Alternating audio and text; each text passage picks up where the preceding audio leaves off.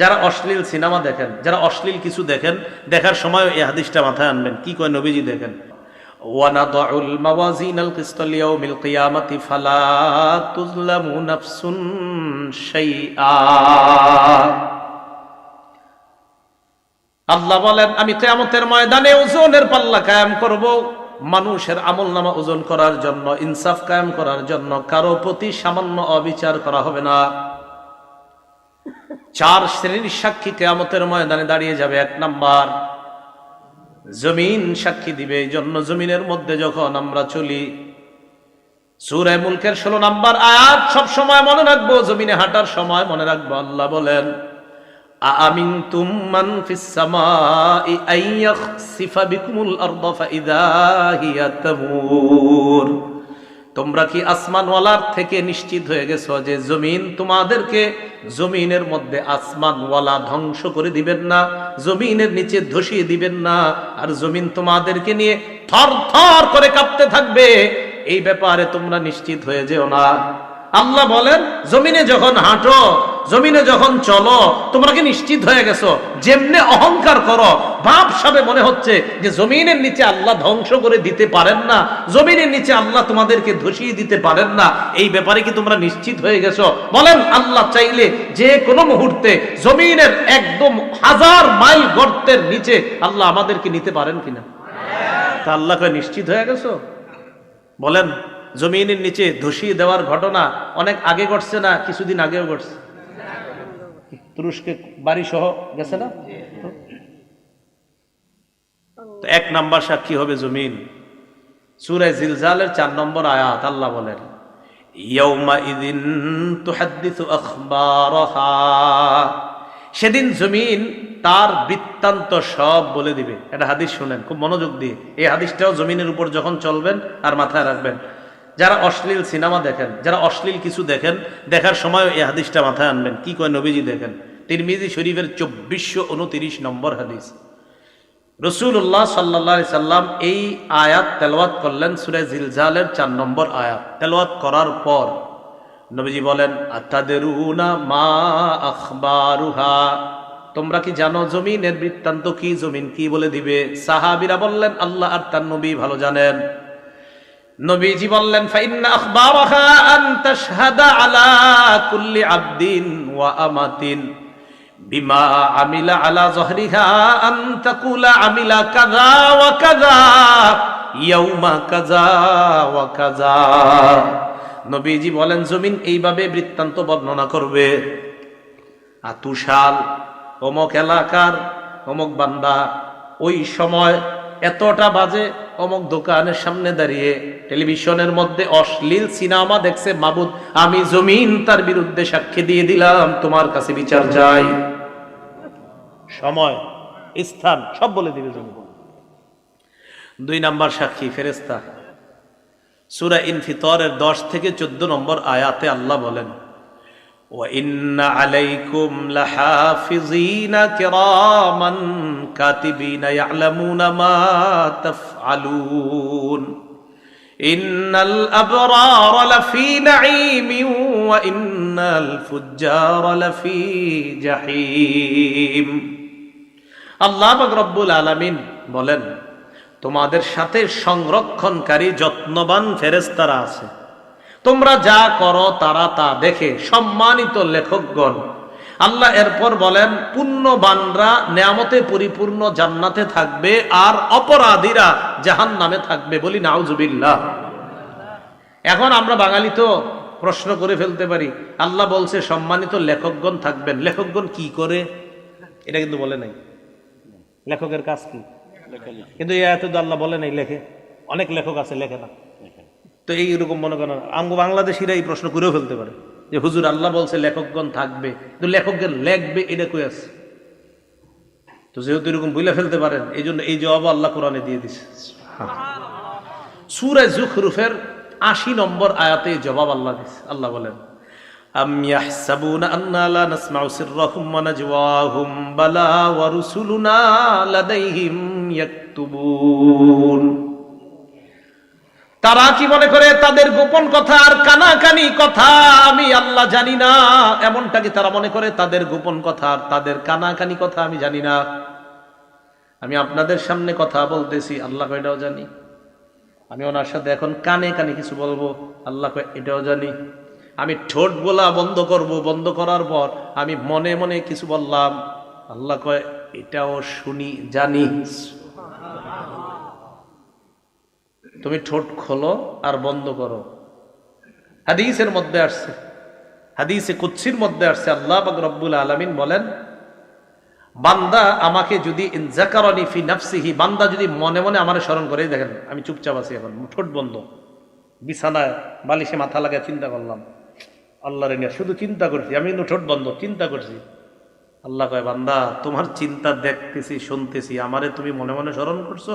যাকারতুহু ফি নাফসিহি, আল্লাহ বলে যেই বান্দা আমারে মনে মনে স্মরণ করে আমিও তারে মনে মনে স্মরণ করি।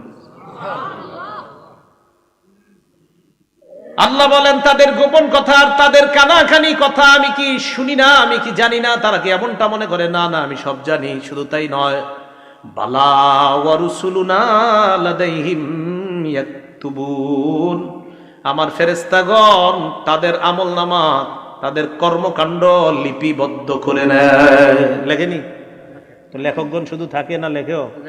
তাহলে বলেন সম্মানিত ফেরেশতা লেখকগণ তারা দেখে, বলেন ফেরেশতা, বলেন ফেরেশতাগণ দেখে, শোনে, লেখে।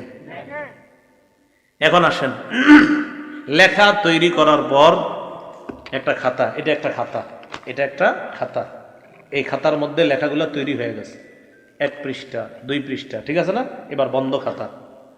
এবার এই খাতা আমল নামা ফেরেশতাগণ আল্লাহর কাছে পেশ করবে কিয়ামতের ময়দানে। এই খাতাটা আল্লাহ বলেন সূরা বনী ইসরাঈলের 13-14 নম্বর আয়াত, ওয়া নুখরিজু লাহু ইয়াউমাল কিয়ামাতি কিতাবান ইয়ালকাহু মানশুরা। আল্লাহ বলেন বান্দার জন্য আমলনামা আমি খুলে দিব, বান্দা তার আমলনামা খোলা অবস্থায় দেখতে পাবে, তাকায় দেখবে সব লেখা। এবার আল্লাহ বলবে ইকরা কিতাবাক, বান্দা কি ঠিক আছে, পড়ো, সব নিজেই পড়ো। কাফা বিনাফসিকাল ইয়াউমা আলাইকা হাসিবা, যা করছো এটির হিসাবের জন্য তুমি যথেষ্ট।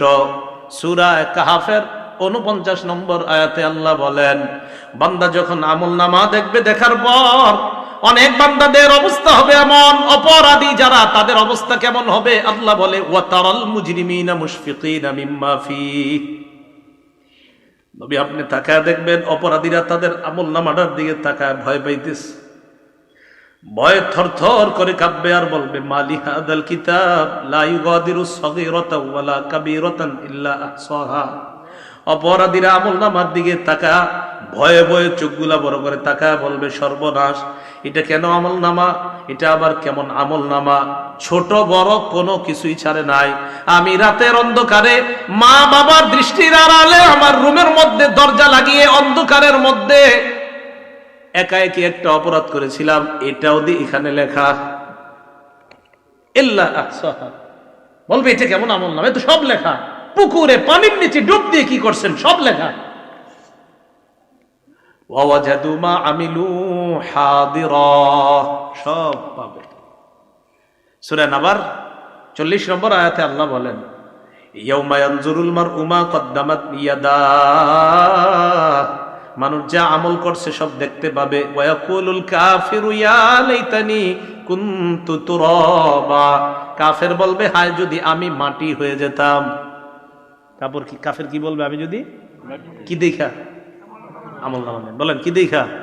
আসেন আগের কথা, আমলের প্রতিদান নির্ভর করে কিসের উপর? নিয়তটা ঠিক করেন, আল্লাহ বুঝার তৌফিক দান করেন। এখন আমলনামা অপরাধী দেখে এইভাবে কাঁপতে কাঁপতে থাকবে থরথর করে। যাক, শেষ হলো এই পর্ব, দ্বিতীয় সাক্ষীর পর্ব। প্রথম সাক্ষী, দ্বিতীয় সাক্ষী ফেরেশতা। তো আজকে থেকে আমরা জমিনে চলার সময় মনে রাখবো যে জমিন আমার সাক্ষী হচ্ছে, আমি কি করছি, কোন সময়, কোন মুহূর্তে, কোন চা স্টলের সামনে দাঁড়িয়ে অশ্লীল কিছু দেখছি, কি করছি, সব জমিন সাক্ষী দিবে। 2, শুধু জমিন না, ফেরেশতারা সম্মানিত লেখকগণ এইখানে আছে, আমার সব কর্মকাণ্ড দেখতেছে, শুনতেছে, লিখতেছে। মনে থাকবে? 3, অঙ্গ প্রত্যঙ্গ। ও মনে আছে মাশাআল্লাহ আপনাদের, অঙ্গ প্রত্যঙ্গ। আচ্ছা, এবার সবাই একটু চোখ বন্ধ করেন তো আমার সাথে। করছেন? খোলেন। চোখ বন্ধ করলে কিছু দেখা যাচ্ছে? আচ্ছা, একবার একটু ভাবেন তো, আল্লাহ যদি জন্ম থেকে এই দুই চোখ না দিতেন?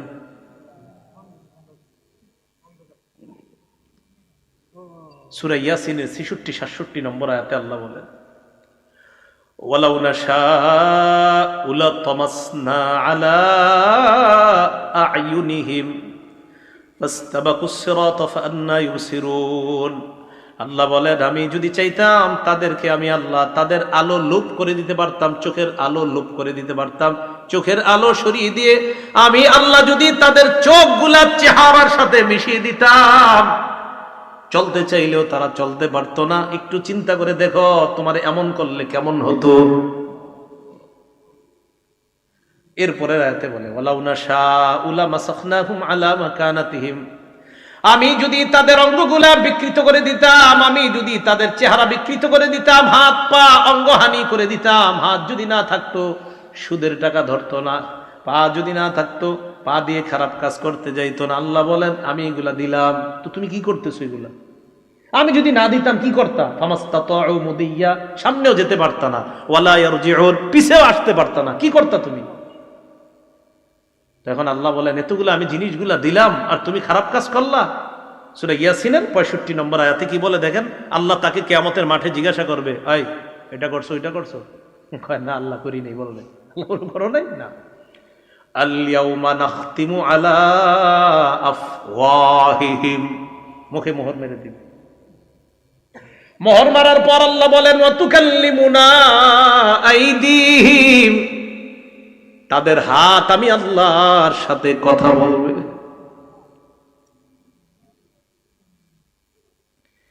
একটু চিন্তা করে দেখেন, হাত যদি আল্লাহকে বলে, আল্লাহ এই হাত দিয়ে ঘুষের টাকা সুদের টাকা ধরছে। নিয়ম হলো, কেউ যদি কথা বলে এটার বিপক্ষে, কথা বলার পর ওই কথার পক্ষে সাক্ষীর প্রয়োজন হয়, তাহলে আল্লাহর সাথে হাত কথা বললো, এবার সাক্ষী কি? ওয়াতাশহাদু আরজুলুহুম বিমা কানু ইয়াকসিবুন, পা সাক্ষী দিয়ে বলবে, আল্লাহ হাত যা যা বলছে আমি পা হাতের পক্ষে সাক্ষী দিয়ে দিলাম। একটু চলেন না রাস্তা হাইটে, একটু ভাবেন না নিজেরে যে আমার চোখ যা করবে, আমার হাত যা করবে, আমার হাত আল্লাহরে বলবে। বলার পর এরকম হতে পারে যে বান্দা কইতে পারে, আল্লাহ হাত বলছে, সাক্ষী কই? বান্দার তো মুখ বন্ধ, তো বান্দা বলতে পারে, আল্লাহ আমার হাত বলছে, হাত যে বলছে এটা সাক্ষী কই? পা বলবে আমি সাক্ষী।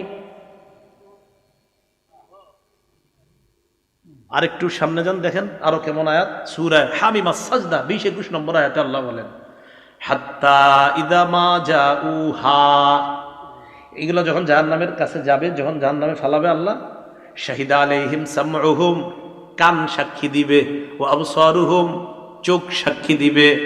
এরপর কি বলে দেখেন, ওয়া জুলুদুহুম বিমা কানু ইয়ামালুন, এদের চামড়াগুলাও সাক্ষী দিয়ে দিবে, চামড়া সাক্ষী দিবে। বান্দা বলবে, ওয়া ক্বালু লিজুলুদিহিম লিমা শাহিদতুম আলাইনা, বান্দা বলবে, ও চামড়া তুমিও সাক্ষী দিলা, তুমি আবার কেমনে সাক্ষী দাও? চামড়া জবাব দিবে, আনতাকানাল্লাহুল্লাযী আনতাকা কুল্লা শাই, যে আল্লাহ যারে চায় কথা বলাইতে পারেন, ওই আল্লাহ আমি চামড়াকে কথা বলার ক্ষমতা দিয়ে দিছেন। কিছুক্ষণের জন্য ভাইবা দেখেন, এই হাত, এই পা, এই চোখ, এই চামড়া আপনার শত্রু। কিছুক্ষণের জন্য ভাবেন, কেমনে? যদি আপনি খারাপ কাজ করেন তো এরাই আপনার বিরুদ্ধে সাক্ষী দিবে, এরাই কথা বলবে। আপনি অন্য সাক্ষীর কি দরকার? কথার কথা, জমিনের সাক্ষীর কথা শুনলেন, ফেরেশতাদের কথাও শুনলেন, তো এদেরকে রাখেন না, আপনার সাথেই তো সাক্ষী ঘুরতেছে। এই যে আমার হাত পা চামড়া সবই তো সাক্ষী। এই হলো তৃতীয় সাক্ষী। চতুর্থ সাক্ষী, প্রধান সাক্ষী, একমাত্র সাক্ষী, যার অন্য কোনো সাক্ষী দরকার ছিল না, তিনি কে?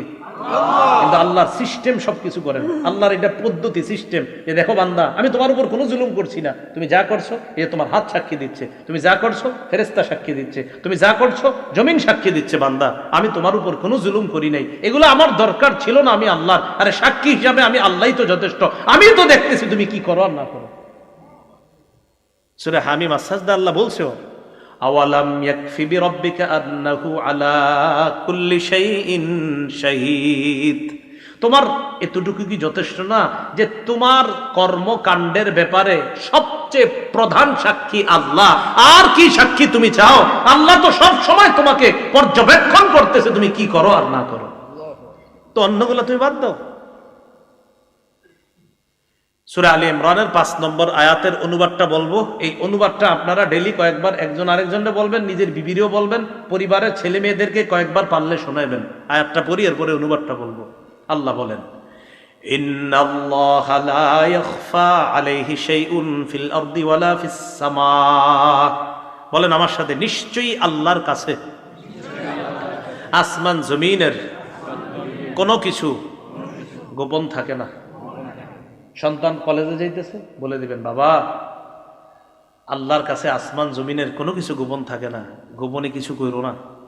মেয়েটা যাইতেছে, বয়স বালেগা হয়ে গেছে, বাহিরে যাওয়ার সময় বলে দিবেন মা, আমি বাবা আছি, তোমার মা আছে, হয়তো আমরা তোমার সামনে থাকি, তুমি কিছু করো না, হয়তো আমাদের অগোচরে তুমি কোনো অন্যায় করতে পারো, তবে একটা কথা মনে রাখো, আল্লাহর কাছে আসমান জমিনের কোনো কিছু গোপন থাকে না। তুমি যা করবা ভালো করো, এটাও আল্লাহর কাছে জানা আছে আল্লাহর। তুমি যদি খারাপ করো, এটাও আল্লাহর জানা আছে। আল্লাহর কাছে কোনো কিছু গোপন না। তুমি যা যখন যেভাবে করো সব আল্লাহ জানে। এই আয়াতটা প্রতিদিন কয়েকবার একজন আরেকজনে শোনাইবেন অনুবাদটা, যে সূরা আলী ইমরানের 5 নম্বর আয়াতে আল্লাহ বলে দিয়েছেন, নিশ্চয়ই আল্লাহর কাছে আসমান জমিনের কোনো কিছু গোপন না। আমার দিকে সবাই তাকান, একটু চোখের দিকে।